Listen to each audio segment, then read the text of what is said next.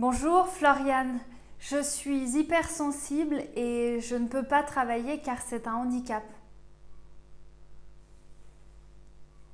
Si vous saviez le nombre de fois que j'ai entendu ça, sous une forme ou sous une autre, eh bien, il y en a un paquet. En effet, quand on est sensible, on se dit que sensible, ça ne va pas dans le milieu du travail. Pourquoi? Parce qu'on a cette image que le travail, c'est pragmatique, c'est rationnel, c'est carré, c'est des objectifs, c'est etc., etc. Et oui, c'est vrai, le travail, il y a ça aussi dedans. Mais le travail, vous le savez, quand vous allez voir un thérapeute, quand vous allez voir un artiste qui vous vend une magnifique pièce de poterie ou quelqu'un qui va réaliser une fresque sur votre mur, oui, vous allez le payer, oui, vous allez convenir de certains délais avec de certaines clauses pour cette collaboration. Et est-ce que vous pensez que ça empêche la personne d'être sensible? Est-ce que d'après vous, l'artiste qui fait sa poterie, qui met tout son cœur et toute son âme dedans, n'a pas de sensibilité? Est-ce que vous pensez que l'architecte n'est pas sensible? Est-ce que vous pensez que l'assureur n'a pas de sensibilité? Eh bien, absolument pas! C'est simplement, les gens, ils ont compris qu'il y a les deux aspects et qu'on peut réunir le tout.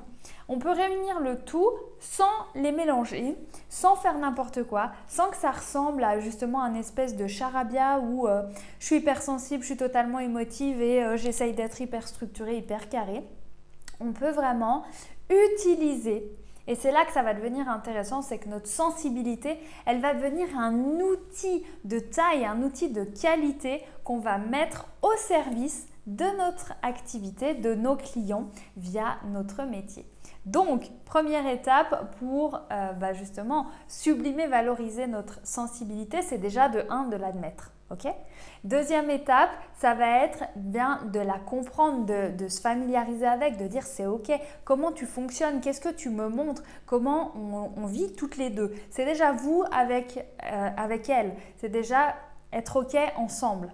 Et après, vous allez pouvoir faire le deal et comprendre que c'est aussi utile à l'extérieur. Pourquoi? Parce que vous êtes beaucoup plus ouverte qu'une personne qui se serait coupée de sa sensibilité ou qui serait naturellement beaucoup moins sensible, même si je pense que ça se cultive et qu'on décide si on ouvre ou si on ferme, eh bien vous allez avoir cette faculté à entrer en communion avec les choses, à ressentir, à vibrer, et ça c'est vraiment un atout extraordinaire parce qu'en fait vous allez court-circuiter le mental et vous allez capter les choses, vous allez les filtrer sans avoir besoin de passer par les mots, et du coup vous allez aussi éviter un petit peu les pièges et les embûches qu'il y a parfois derrière des mots. Donc votre sensibilité, c'est un atout de dingue. C'est un handicap à partir du moment où vous luttez contre. Et quand vous aurez compris que dans nos métiers, c'est justement quelque chose d'exceptionnel et qu'il suffit, c'est comme une voiture de course, vous achetez la plus belle des voitures de course, vous pouvez vous dire oh mon Dieu, c'est un monstre qui peut tuer des gens, qui peut faire des accidents, etc. Ou vous dire waouh, c'est un super bolide dans lequel je vais avoir beaucoup de plaisir et de temps en temps je vais savoir appuyer sur le champignon, et puis je vais aussi être raisonnable dans les villages et les zones A30 parce que il n'y a pas que moi, il y a tout un écosystème à respecter et je respecte aussi mon écosystème. Voilà les pas à faire pour intégrer votre hypersensibilité dans justement votre quotidien et le mettre au service de votre travail. Quand vous faites ça, vous allez voir que tout devient un bonheur et surtout que vous allez attirer les gens. Comme je le disais dans une précédente vidéo, vous êtes magnétique quand vous êtes OK avec toutes les parts de vous et qu'il n'y a plus de lutte intérieure, eh bien vous attirez les gens parce que vous vibrez cette harmonie.